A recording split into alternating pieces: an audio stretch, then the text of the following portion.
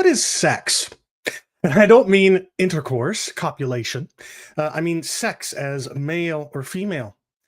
Is sex male or female? In other words, is it a binary?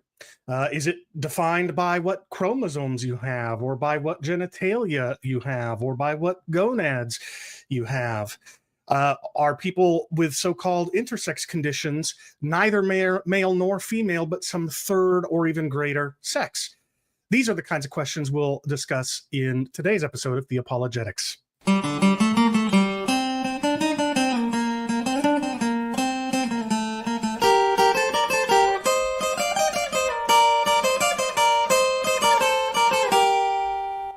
Hi, this is Chris Date, and welcome to Theopologetics, where every other week I discuss a wide variety of theological issues and show how a properly biblical worldview can help defend the historic Christian faith from its critics. Join me as we think through what we believe and why we believe it, and not something else. Well, hello, and welcome to another episode of Theopologetics. My name is Chris Date, and excited to be here again in regular streaming mode, at least for a few months, hopefully, as we continue our Sex and Gender series, which we will do here in a moment. Womb to Tomb Apologetics says no sex till marriage. Yeah, sorry, Womb to Tomb Apologetics. I'm not talking about intercourse. That's actually not what sex originally meant. But anyway, before I dive into today's topic, let me just remind you that, I'm not, my channel isn't monetized. I don't take donations, although, or I should say I don't receive very many donations. I'm not doing this for money or anything like that, but I do feel passionate about the message both of today's episode and of all of my past episodes. I very much want people to tune in to my show, and would very much appreciate if you, thinking that my show is deserving of being seen, would help me expose my videos to more and more people. And you can do that by simply watching this video till the end, by liking it, by subscribing to the channel, and by clicking the notifications bell, and sharing this video on social media. All of those things help my channel as it is being run through YouTube's algorithm, so that it will be more frequently showing up in people's recommended shows lists and things like that. So I would just very much appreciate your support in those ways. If you do want to financially donate, you can. I think I have a donate page at theopologetics.com, but I pay for everything out of pocket for this ministry as it is, so I'm not worried too much about that. Of much bigger help for me would be your doing those YouTube-y things. All right, so let's dive in then to our episode today. Our topic today. We're continuing a series that I began 2 weeks ago on sex and gender, and the context for this series, the reason I began it is because of a debate that I've got coming up in just a week, actually, on Braxton Hunter's channel, Trinity Radio. A week from today, Monday, April 7th at 11 a.m. Pacific, 2 p.m. Eastern, I will be debating not our trans women, although that's the clickbait title of the debate. Rather, we're going to be debating what the terms man and woman mean. Are they references to adult human males and females respectively, as I'll be arguing, or are they social constructs, gender as a social construct? And that's what my opponent will be debating. And I just want to say the same thing I did last time. Just Matthew, the person I'm going to be debating, he's smart, bright, kind, respectful, thoughtful. He and I are going to disagree passionately, I think, on this topic, but he is nowhere near the extreme gender ideologue that so many people that are behind the transgender movement are. He's nowhere near that extreme. And so I just want to encourage you, don't speak negatively about Matthew. Don't troll him on social media or anything like that. If you were, first of all, I wouldn't want you to do that anyway. But I'm just saying I really don't want you to do that kind of thing, because this is a good dude. I think he even identifies as Christian, or at least Christian leaning. And as I said, he's not as extreme as most ideologues. But nevertheless, we are going to disagree in this debate over the meanings of the terms man and woman. And so I began a sex and gender series 2 weeks ago, and am continuing it today, and we'll continue to do it beyond the debate. So anyway, as a series discussing sex and gender, specifically with respect to human beings, we're in the field of systematic theology called anthropology. And actually, anthropology isn't unique to systematic theology. It's obviously a field in and of itself. And it comes from the Greek word anthropos, which does not mean man, as in male, but human, whether male or female. And by man here, I mean one of the several meanings of the word man, in this case, the human race. It's important to understand that the word man, one of the meanings of the word man, is just humankind generally, or a human being, not necessarily a male one. So we're dealing in anthropology in this series and today. And last episode, 2 weeks ago, we answered the question, what is gender ideology? And this was the ultimate answer that we came to.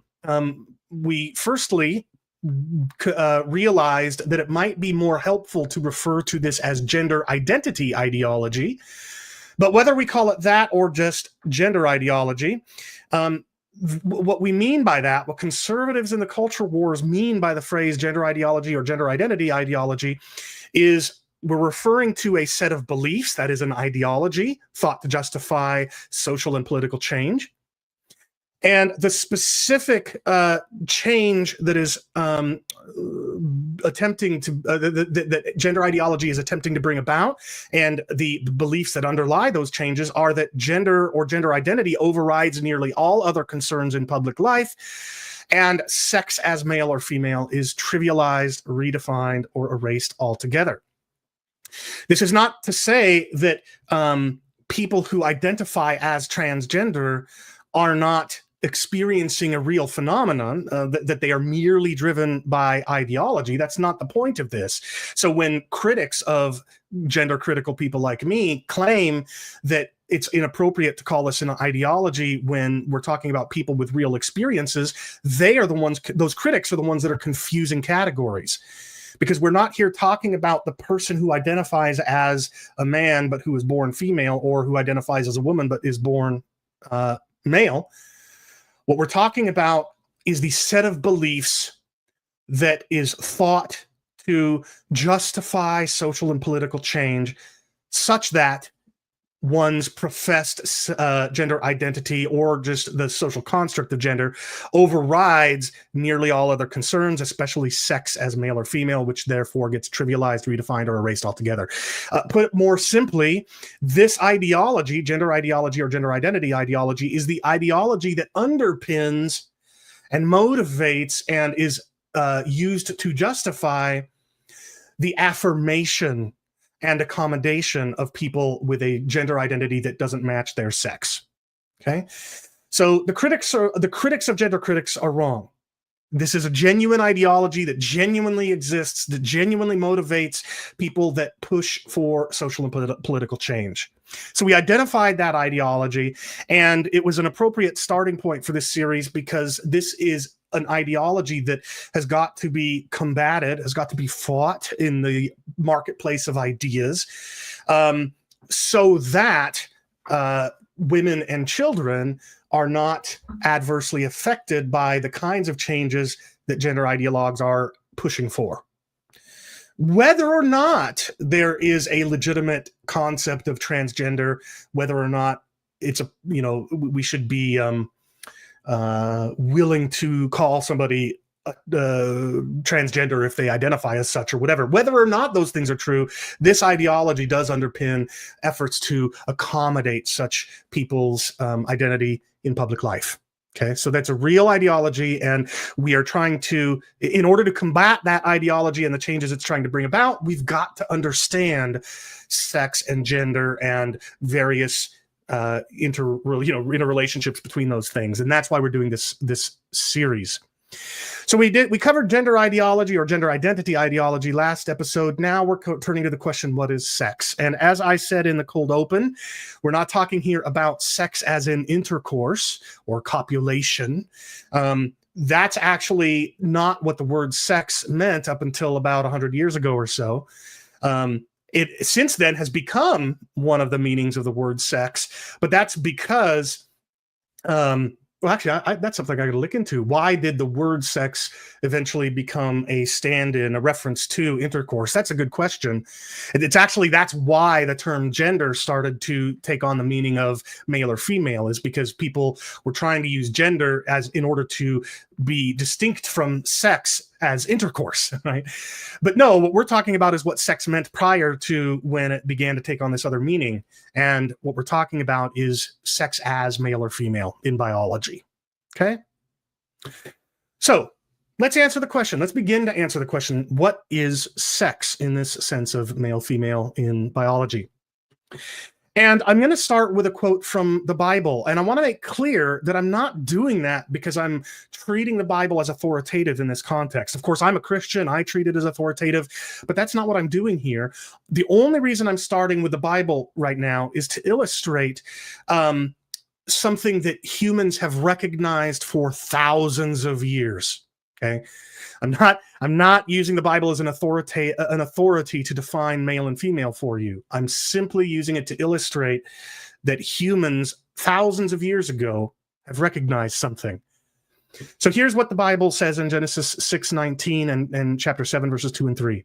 Of every living thing of all flesh, Noah is told, you shall bring 2 of every sort into the ark to keep them alive with you. They shall be male and female, the male and his mate, to keep their offspring alive on the face of all the earth. So notice the ancients, this was written at least 4,000 years ago, if not longer than that, okay, depending upon various, your worldview, your understanding of the history of humankind, etc. At least 4,000 years ago, humans were recognizing that throughout the animal world, there was a clear sex binary between males and females.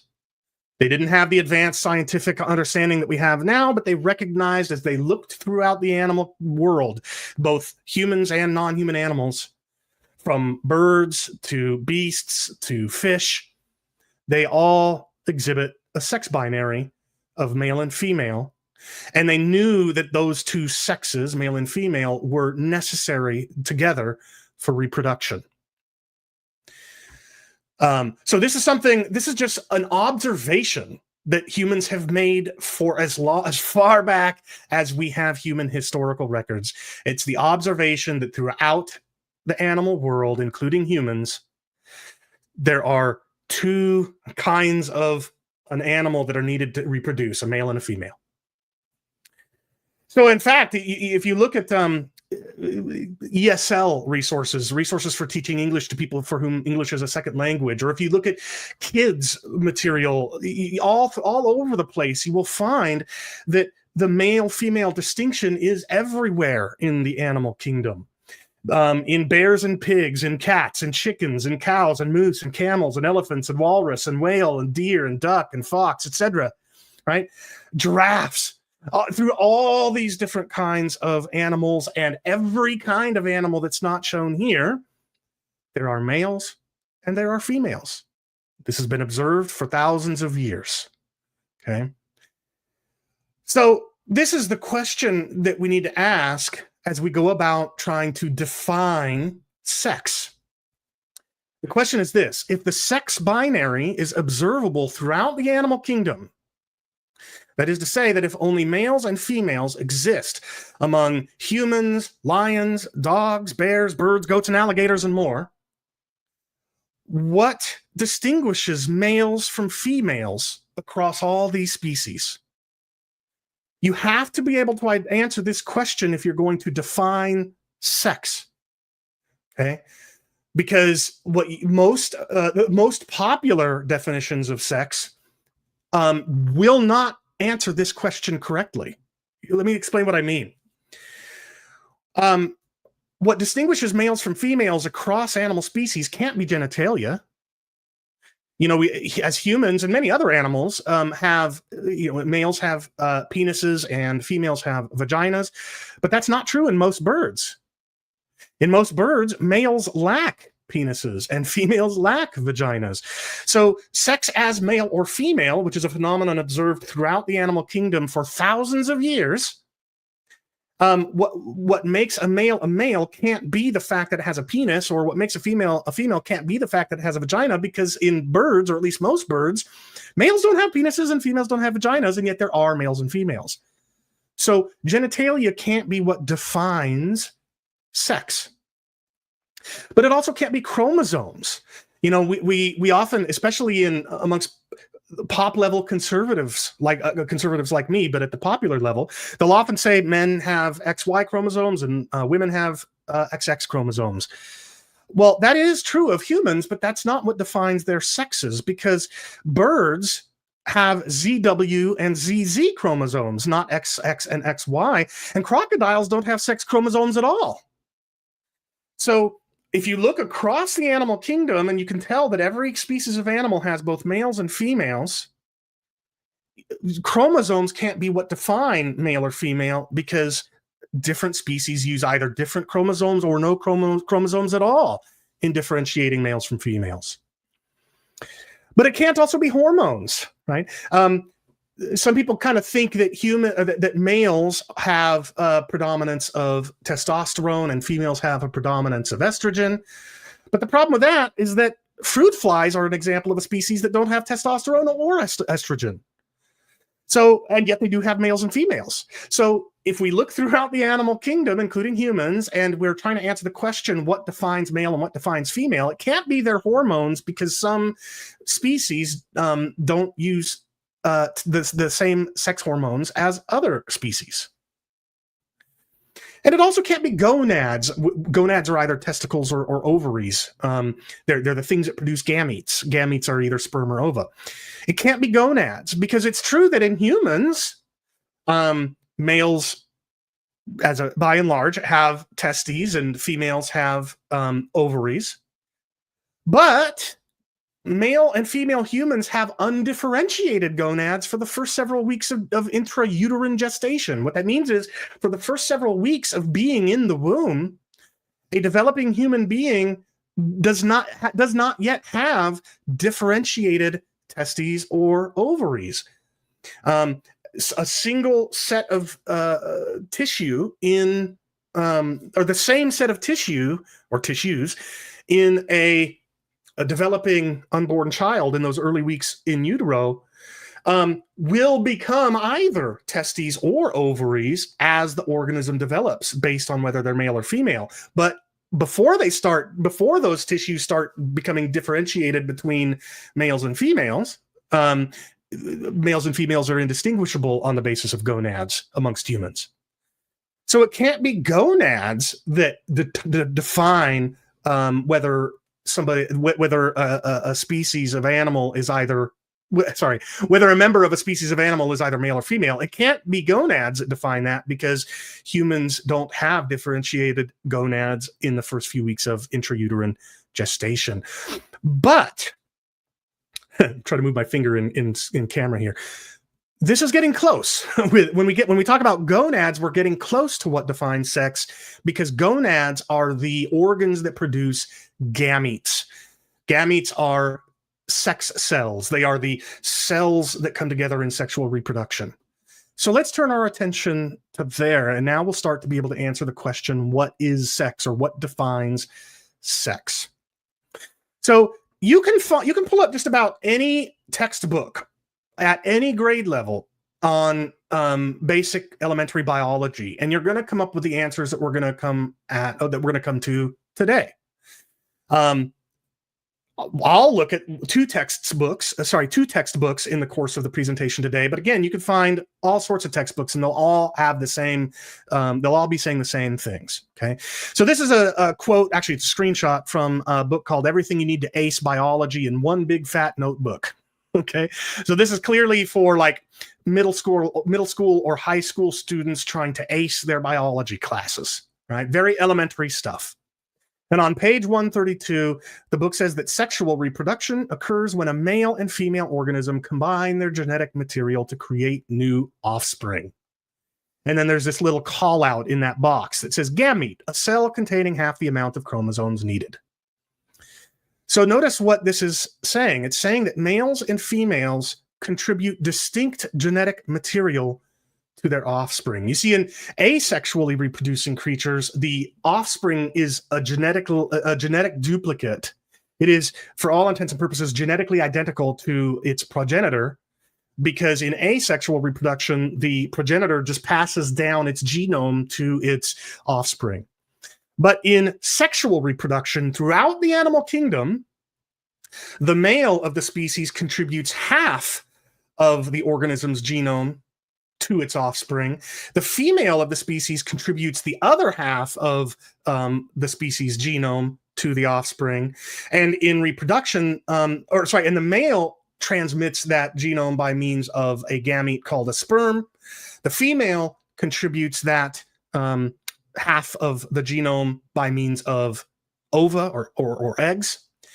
And in reproduction, those two gametes come together and the sperm fertilizes the egg, and now you have a distinct developing human being with its own DNA. But it compiled that set of its own DNA from the half of genetic material given to it by its male father and the half given to it by its female mother. So both the male and the female produce a distinct gamete that contains the parent's genetic contribution. That is the genetic contribution to the offspring's DNA. And then a couple hundred pages later, wait, what did I say? This was page 132. So later in this textbook on page 402, the different gamete types are defined. The reader is told what they are. So the female gamete, which does not mean that the gamete is a female. What it means is that the gamete was produced by a female.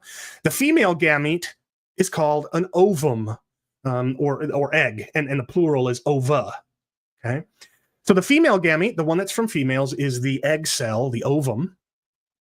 In the case of males, the male gamete, that is, again, the gamete from males, not a gamete that is itself a male. The male gamete is the sperm. Okay. So just from this brief look at a middle school or high school biology textbook, we can see that sex is the distinction between two means of contributing genetic material to offspring in sexual reproduction.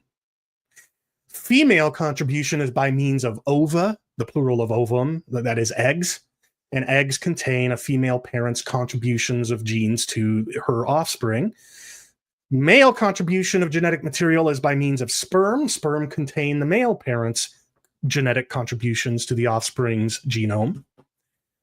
And there just is no third sex, or fourth or fifth or sixth, because animals throughout the animal kingdom only produce either male or female gametes. They only produce either sperm or ova. There is no third or fourth or fifth kind of gamete. You cannot have a third gamete called a spova that can reproduce with either a sperm or an ova or some fourth gamete, right? That just doesn't happen. So understanding the distinction in sex between males and females, understanding that to be defined by reproductive strategy, by the gametes one produces in order to reproduce, either eggs or sperm. Where was I going with this? When we understand that that's what sex is, that's how we can speak of sex across the animal kingdom, is by means of what gametes are produced in reproduction. Based on that, we can therefore immediately conclude that there is no third sex, because there is no third gamete. Okay? But let's keep going. Let's look to, but this raises a really good question, and that's going to lead me to my next set of pages from textbooks that I'm going to look at. And that question is this: if sex is the distinction in animals between those that contribute, and by the way, let me pause for a second. I'm limiting this to animals because when we get into plants, things get a little bit more complicated, because many plants have both male and female reproductive parts. Right, so a single flower might have both a male part that produces the sperm and a female part that produces the eggs. I'm not saying it can reproduce with itself, but it could reproduce with both, with other flowers with its male parts and other flowers with its female parts.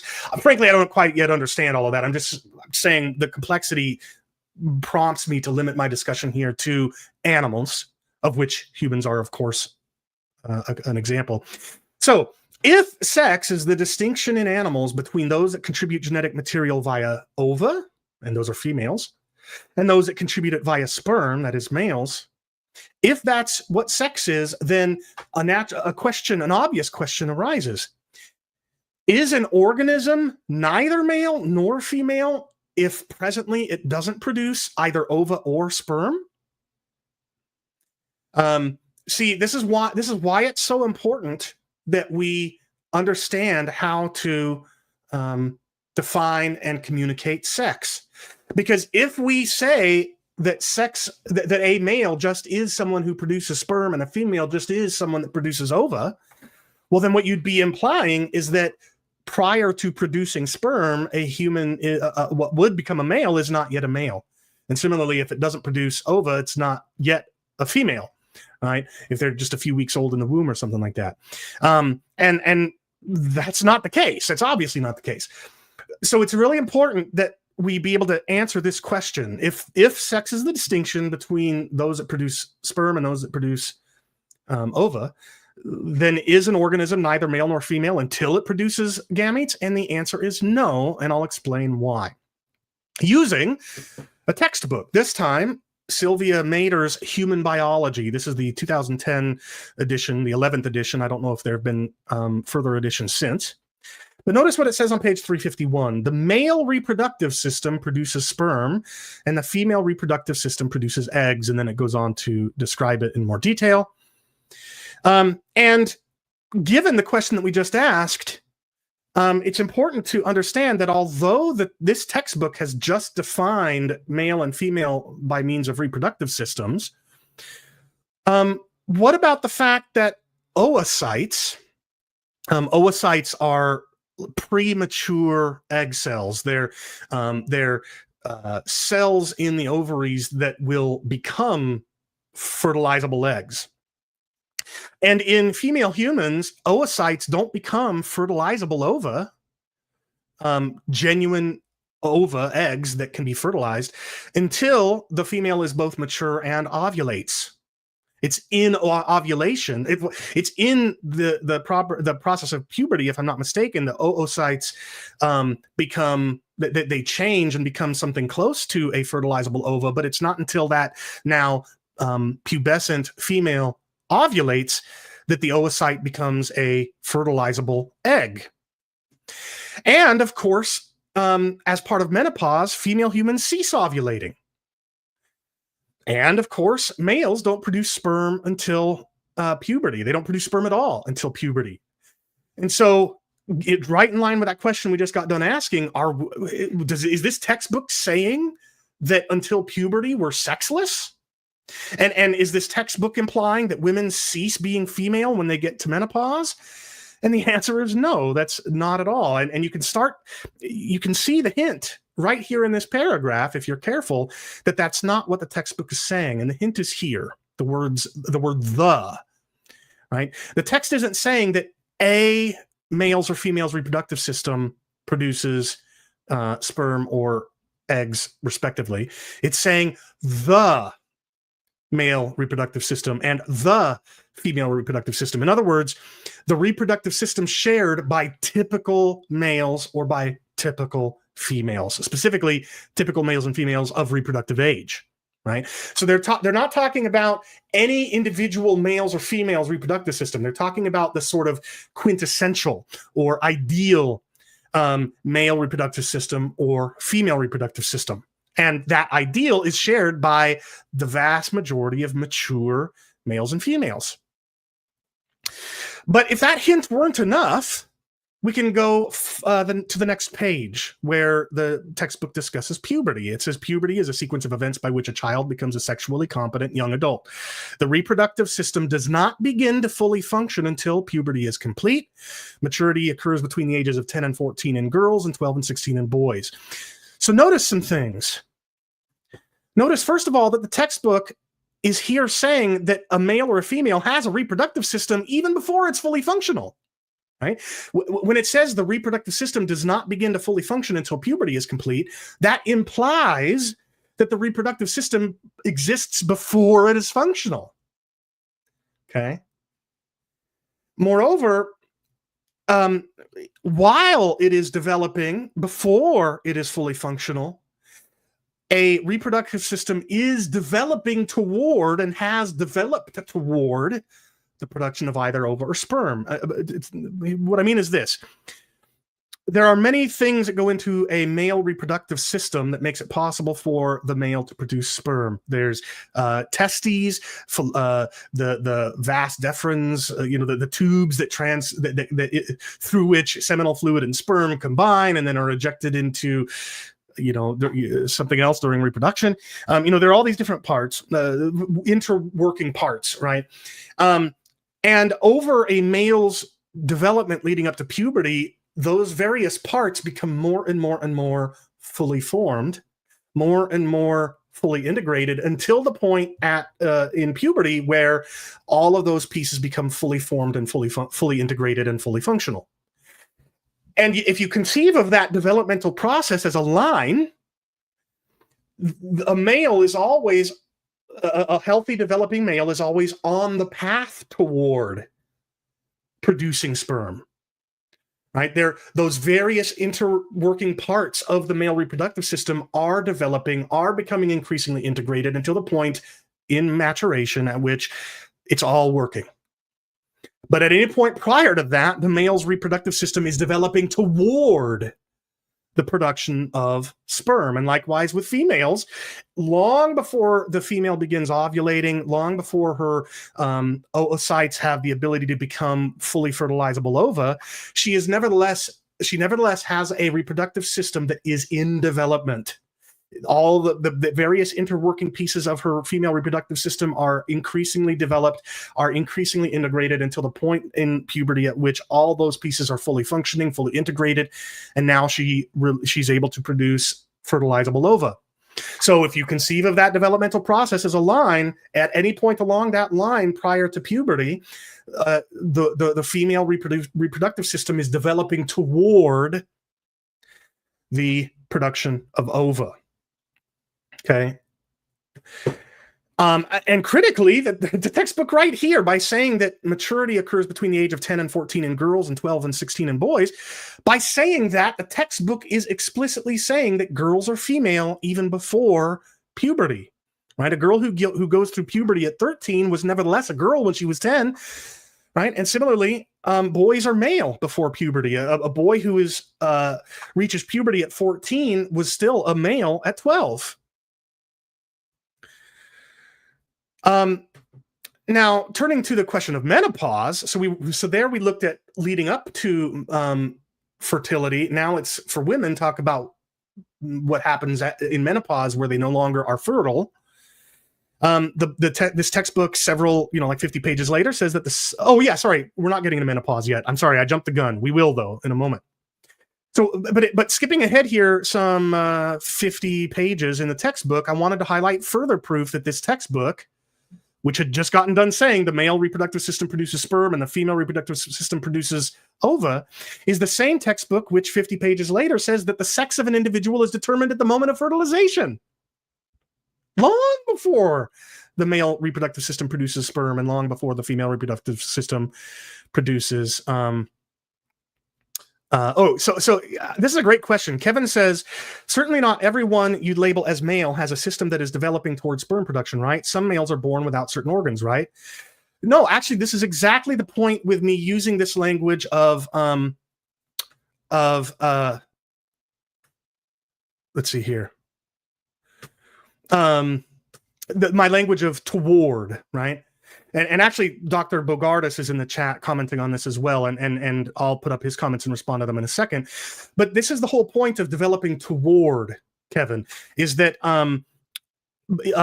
even a male who has underdeveloped testes is still has a reproductive system that is developing or has developed toward the production of sperm, right? A female who has underdeveloped ovaries still has a reproductive system that is developing toward or has developed toward the production of ova. Okay. So just because a male, if you have a male who's born, let's say you've got a male with a DSD, what's sometimes called intersex, and we're going to talk about that in a moment. And let's say that their particular DSD leaves them with internal testes and what appears on the external surface to be a vagina. Okay.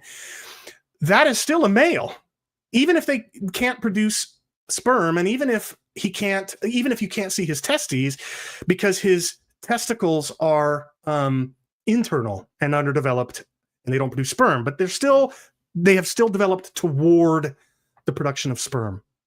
So yes, Kevin, I do actually think that I would label someone as male, or everyone that I would label as male has a system that is developing or has developed towards sperm production, because even if they have dysfunctionally developed or underdeveloped, they have still developed toward that.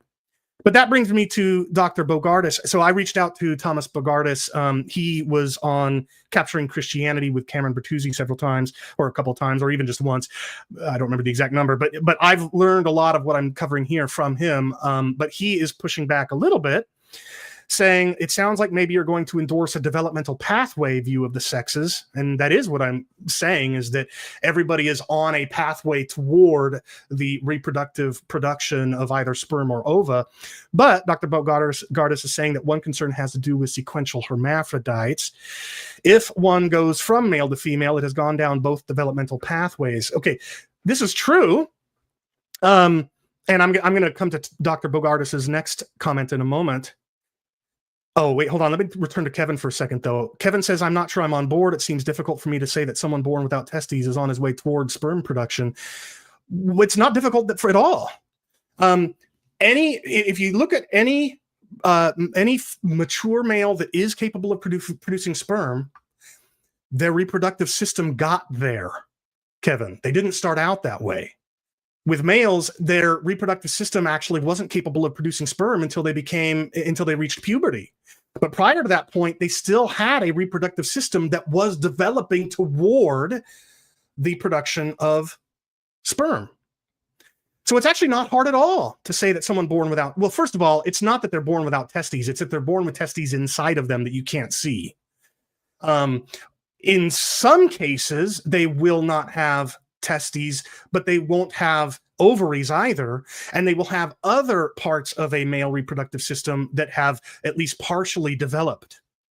A way to think of it would be from the point of fertilization all the way to the point of having a fully functioning male reproductive system. Along the way, there are certain milestones. The different parts of the reproductive system are going to become increasingly integrated, increasingly functional. And a male born without testes, but they have XY chromosomes, and they have the other parts of the reproductive system of a male, they might look like they're somewhere along that process from fertilization to maturity. They may look like they're somewhere along that process, and maybe it's gotten broken along the way, and they may never reach full maturity, but they're nevertheless on the reproductive pathway, the developmental pathway toward the production of sperm. They just haven't reached it and may never. Kevin goes on to say that each adult was once a child, but it seems hard to me to say that an individual born without testes is heading towards a process that requires testes. No, that's not the case, because they have all the other parts of the male reproductive system. Again, just to be clear, most people you would say are born without testes that are males, they actually have internal testes. But in the rare case, like somebody with, I think, Klinefelter syndrome, or maybe it's a XO male, they may have no testes. But even there, they have the other parts of the male reproductive system that look like they're somewhere along that process of developing toward the production of sperm. So, Kevin, I understand what you're saying here, but I think that you're flat wrong. It's not difficult at all to look at somebody's reproductive system, post-birth at least, and be able to tell that they are somewhere between fertilization and fully functional male reproductive system, or somewhere between fertilization and fully functional female reproductive system. they may be full-grown adults and still look like they're toward the beginning of that process, but you can still distinguish between a reproductive system that has been developing toward, albeit imperfectly, toward the production of sperm or ova. You can still distinguish between those two reproductive systems. So returning to Dr. Bogardus's comments, if going down male pathway is sufficient to be male and going down female pathway is sufficient to be male, then what about the sequential hermaphrodite who is both male and female at the same time? Well, I hear your point, Dr. Bogardus, and here I don't think you're talking about humans. This isn't true of humans. I think you're talking about like certain kinds of frogs and things can do this. They can literally change sex. But I think my definition would still work, because the species that is now gone from male to female, their reproductive system has now developed toward the production of ova rather than sperm. So maybe I need to refine it just a little bit more and just say something like developed most recently toward, or something like that, to rule out any past changes of directional pathway. So we could probably refine this a little bit more, Dr. Bogardus. So I appreciate your comments here. But anyway, Kevin, hopefully I understand you're saying you don't know what you're talking about when it comes to sex and gender. Yeah, I mean, most of us don't. So that's why I'm trying to help inform us. Feel free to reach out to me, Kevin. Another simple way to help you think about it, Kevin, would be the way that Dr. Bogardus does, which I think is to say something like a male is somebody whose reproductive system, who the function of whose reproductive system is to produce sperm. But somebody's reproductive system could be malfunctional, right? So that'd be another way to think of it. They have a reproductive system clearly meant to produce sperm, but does so dysfunctionally or not at all. That would be a male, that kind of thing. So returning to what I am saying here, this book goes on to say that the sex of an individual, and here it's talking about humans in particular, is determined at the moment of fertilization. And this is the same book that had just gotten done saying that the male system produces sperm and the female ova. So either this book is contradicting itself or something else is going on. And it also says that a human sex is determined long before one's reproductive system actually does produce sperm or ova, namely the point of fertilization. In fact, it goes on to say that that it's impossible to tell by external inspection whether an unborn child in utero, very early in utero at least, is a boy or a girl, because gonads don't start developing until like the 7th week of development. So the book is the very same book that says the male reproductive system produces sperm and the female reproductive system produces ova is the same book that says, but sex is determined long before the reproductive system actually produces sperm and ova. And so this is just proof that what we're talking about when we're talking about males and females is not whether the individual is currently able to produce sperm or ova, but rather whether that individual has developed toward the production of either sperm or ova. They may not reach it ever. They may be their system may be malfunctioning and underdeveloped, may never reach full ability to produce gametes, but nevertheless, their reproductive system is on one of those two pathways. I wish I'd thought of this before the stream and I would actually draw a diagram. But again, if you look at from fertilization to the point where gametes are produced, the reproductive system develops, right? It becomes hardly nothing, and then it becomes more and more and more and more and more and more and more until it's fully fledged at puberty. And if somebody is born with an intersex condition in adulthood, you'll see that they look like they're somewhere along one of the two pathways. It's not hard to tell which. And I should say also, in the next episode, 2 weeks from now, when I cover sex myths and misconceptions, I'll address this more fully at that time. Now, what about the other side of maturity? So when a woman reaches menopause and is no longer able to produce ova. Well, this same book says it calls menopause a period in a woman's life during which the ovarian cycle ceases. So menopause is a period of time in a woman's life. And what necessarily follows from that is that she was a woman prior to that period and after. You take the full span of a woman's or a female's life, one portion of that is menopause. So the fact that she no longer is able to produce ova does not mean she is no longer female. Somebody is a female if their reproductive system has developed toward or is developing toward the production of ova, whether she has yet to reach the point of being able to do so or whether she is no longer at the point of being able to do so. So if we put all these pieces together, we can further refine what sex is. And we can see that sex is defined by the reproductive purpose or function of an animal were it healthy and of reproductive age. Okay. A female, then, is an animal whose biology is developing or has developed toward production of ova. And a male is developing or has developed toward production of sperm. And given Dr. Bogardus's references to the sequential hermaphrodites found amongst some sexually reproducing species, perhaps we should refine this just a little bit more to say that a female is an animal whose biology is currently developing toward or has most recently developed toward the production of ova, whereas a male is currently developing toward or has most recently developed toward the production of sperm. And that refinement should allow for the existence of sequential hermaphrodites, which are not found amongst humans, but are found in some species of sexually reproducing creatures.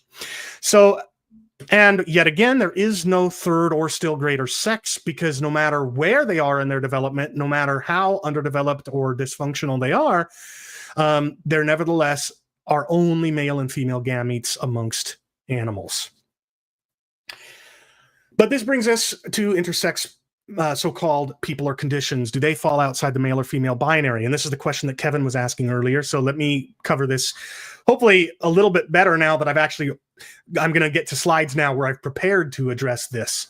The answer, though, is no. So-called intersex people do not fall outside the male or female binary. And let's talk about why. Okay. So first of all, the term intersex is a misleading alternative to what is more properly called disorders of sex development, DSDs. Okay. People with DSDs, like all other people, are still either male or female. So I'll give you two examples. One is called Klinefelter syndrome. These are males who have not just an X and a Y chromosome, but an extra X chromosome. And these are males who have underdeveloped testes that often cannot produce any sperm. I don't know how underdeveloped, so I'm not sure if a Klinefelter male will have very, very small testes that are in a very small scrotum that is externally visible, or they might be so underdeveloped that they're inside, which would apply to the kind of person that Kevin, you were asking about, right? But nevertheless, they are testes. They're just underdeveloped, and they usually don't produce sperm, but they are testes. In fact, 50% of Klinefelter males, XXY males, 50% of them do actually have sperm in their underdeveloped dysfunctional testes, and can actually, and so roughly 50% of males with Klinefelter can, with the help of reproductive assistance, reproductive medicine, can actually reproduce because 50% of them have sperm. The point is, this is somebody with an intersex. They have an atypical chromosomal makeup, right? They don't have XX or XY, they have XXY. But they're not some third sex, because even though their testes are underdeveloped and dysfunctional, they're nevertheless testes. One more example I'll give is what's known as Turner syndrome. Turner syndrome are females who have one X chromosome and that's it. They don't have another X or a Y chromosome. And females with Turner syndrome have underdeveloped dysfunctional ovaries, and they're infertile. They can't produce ova.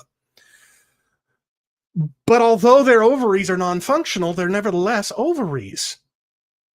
See, this is the point, Kevin, is that just because a full-grown adult's reproductive system is malfunctioning, dysfunctional, underdeveloped, right, developmentally stunted, Nevertheless, you can tell in such an adult whether their reproductive system has been going down the male pathway or the female pathway, albeit imperfectly. And that's true the further and further you get toward fertilization. From the moment of fertilization, both sexes are going down reproductive pathways, developmental pathways. The closer to fertilization you get, the more difficult it is to discern which developmental pathway they're going down. But you have backup, right? You can see their chromosomes, and that can help you further identify which pathway they're going to go down. But nevertheless, regardless of how difficult it is to tell which developmental pathway somebody has gone down, you can still tell which developmental pathway they've gone down, whether male or female. And that's true of people with so-called intersex conditions, otherwise known as disorders of sex development. So the fact of the matter is everyone's biology is developing or has developed toward the production of either ova or sperm. And that's true whether their development is healthy and typical or not, and whether or not one is ever able to actually produce gametes. Now, to help you, and this is especially for Kevin, but also for anybody else watching, I want to give you a little bit of a parable to help you wrap your mind around this, okay? So just bear with me for a moment, and hopefully this parable will help you understand a little bit more why intersex so-called conditions don't represent some third or fourth or fifth sex, okay? And by the way, this parable would also explain why somebody in menopause is still a female as well. And I'll try to cover that, even though I forgot to do that when I prepared the parable. Okay. So my parable is called SIDS, You Assemble Scissors. Okay. And it's absurd, of course. I know this would never happen in real life, but just bear with me. Okay.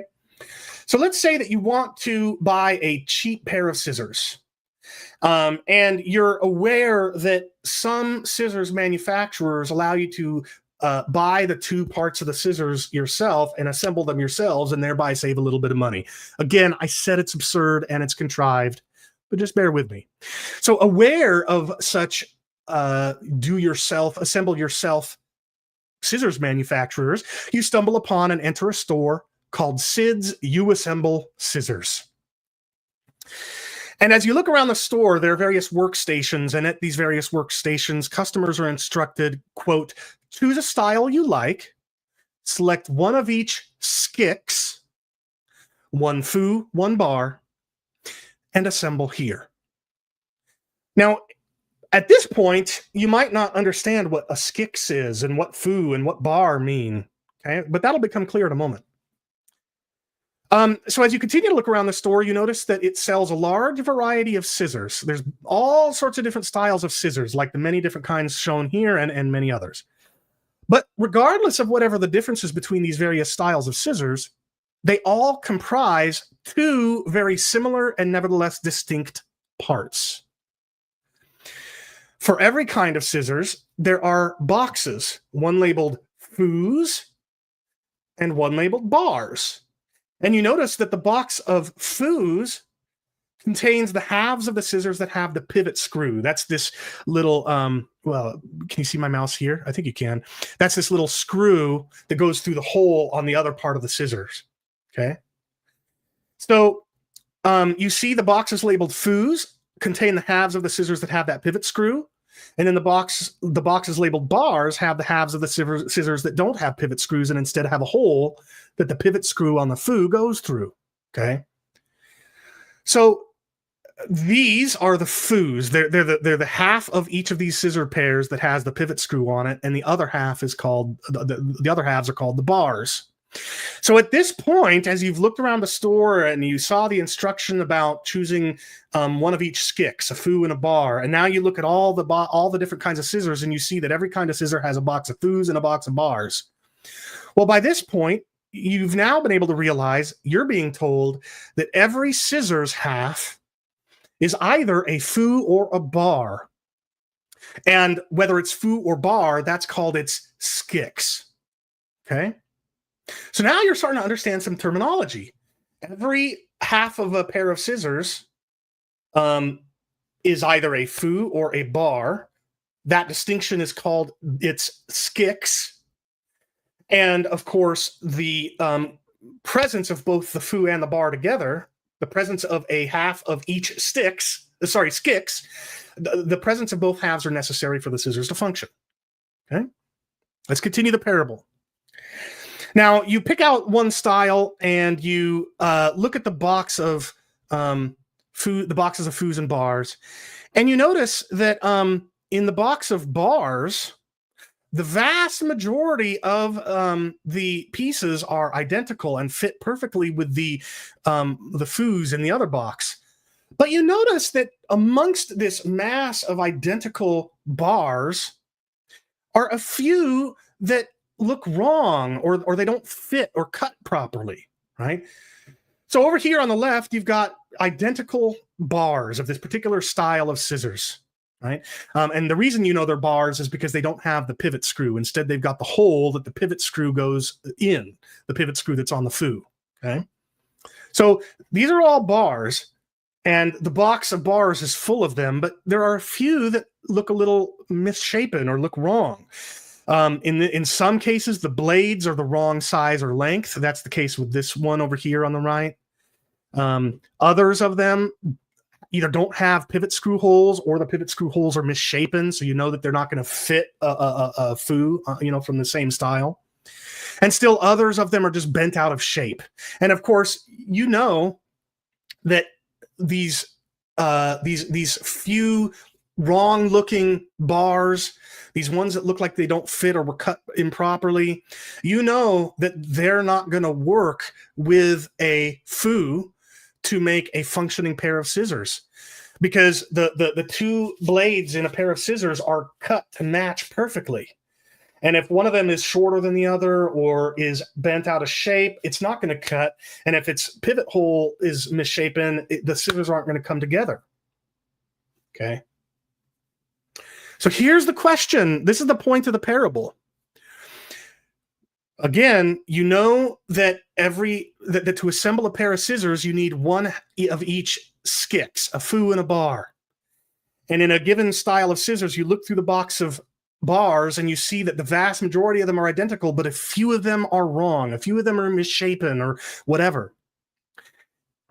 If you saw that, here's the question I want you to ask yourself.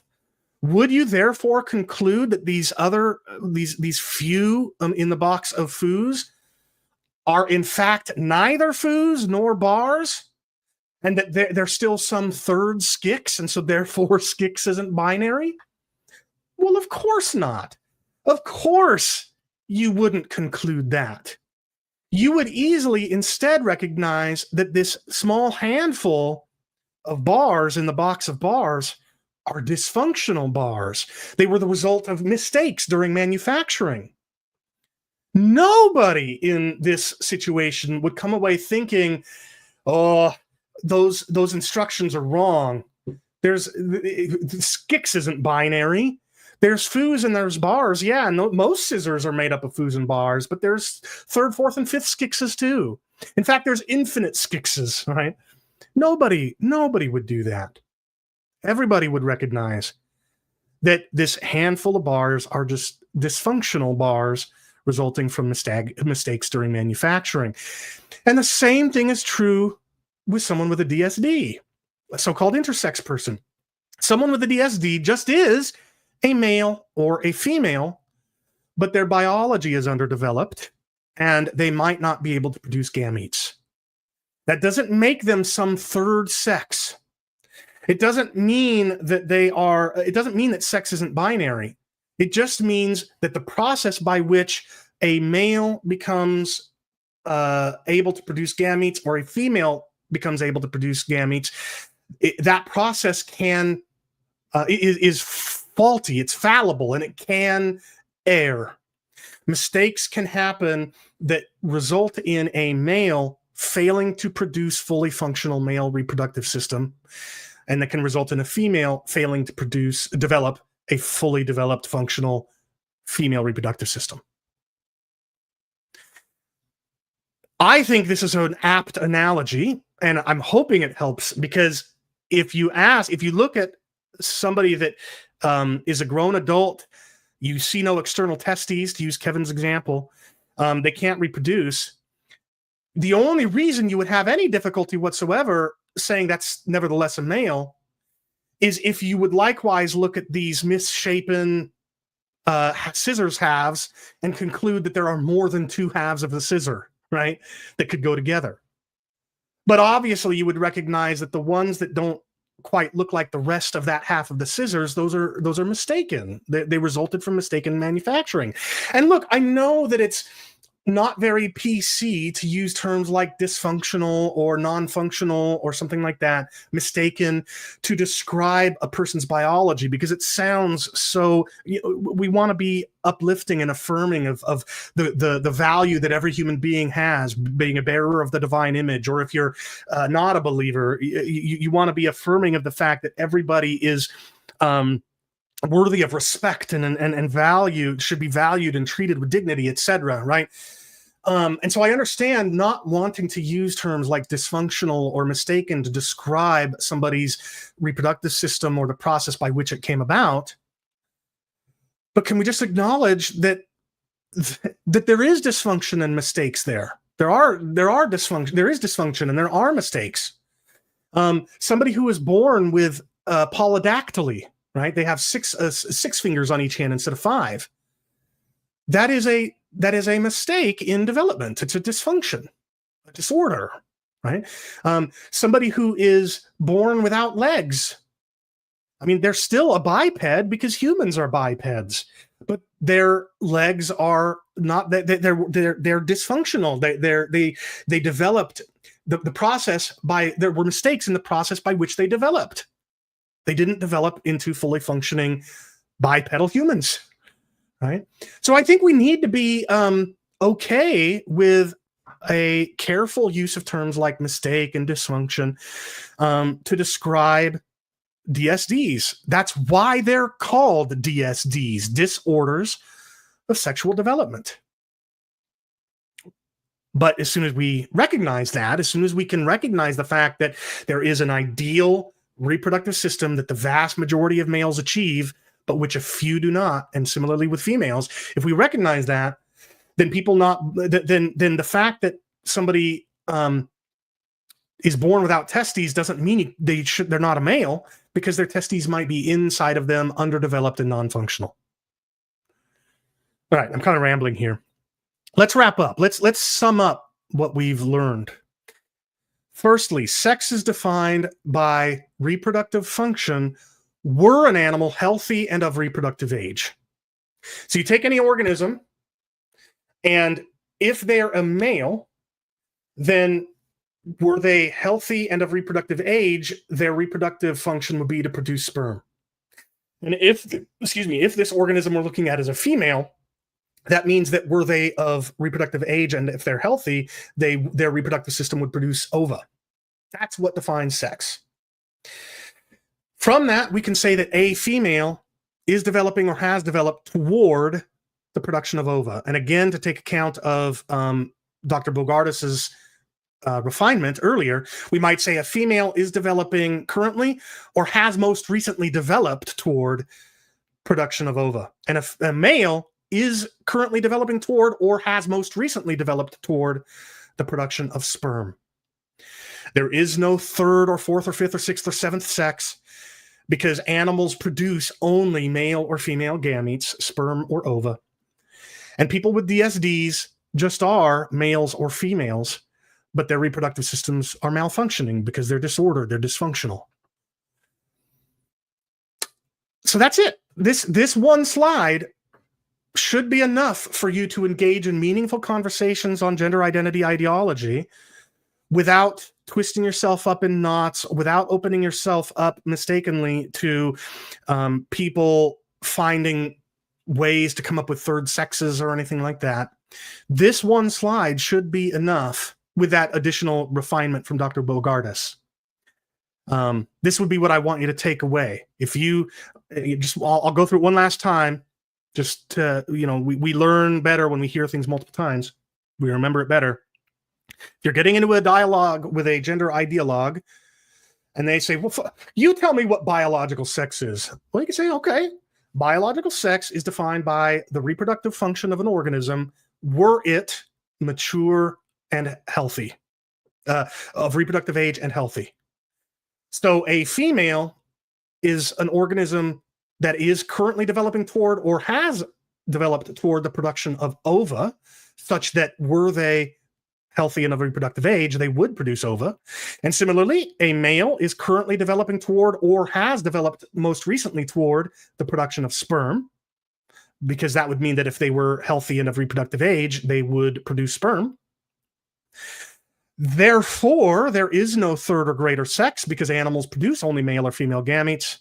And people with DSDs just are males or females because they have male or female reproductive systems, but they're malfunctioning, they're underdeveloped, they're disordered, they're dysfunctional. So this, I really would love to see if there's any faults with this, but I don't think you're going to find any. So let's talk about next episode. This is currently my plan for my sex and gender series. We've already covered what is gender identity ideology or gender ideology. We've now covered what is sex.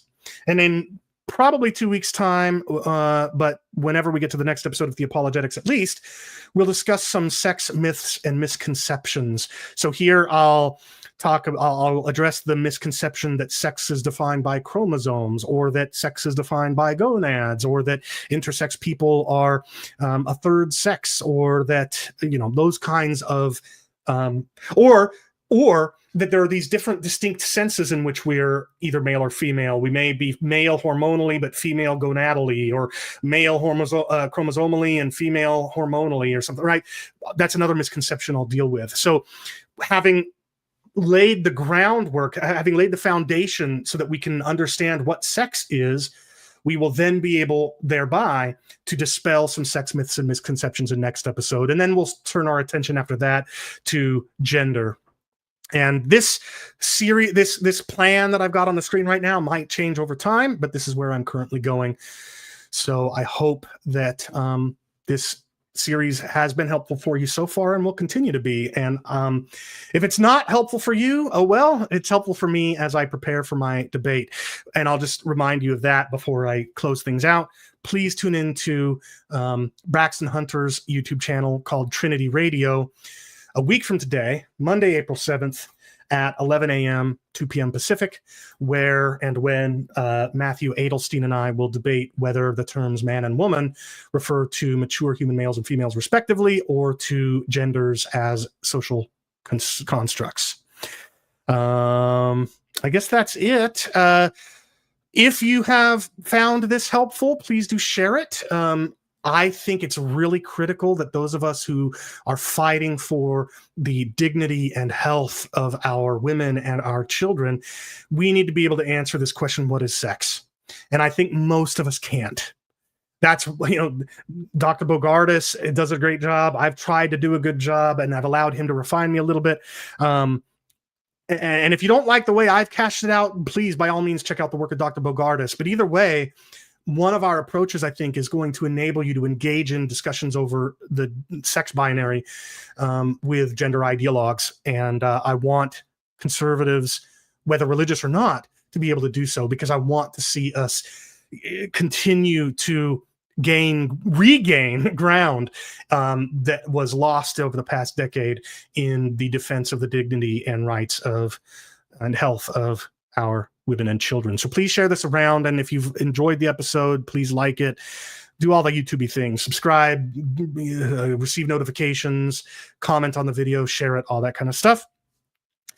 And currently I plan, Lord willing, to be back in 2 weeks for the next episode, where we'll look at sex myths and misconceptions. That will be Monday, April 14th. But it's possible that I may instead do Rethinking Hell that Monday, and then Theopologetics the one after that. I don't know. We'll see. So just, if you subscribe and click that notifications bell, you'll know when I schedule the next one for. So thanks so much for tuning in, and I hope it's been helpful. I'll look forward to seeing you next time. Bye-bye.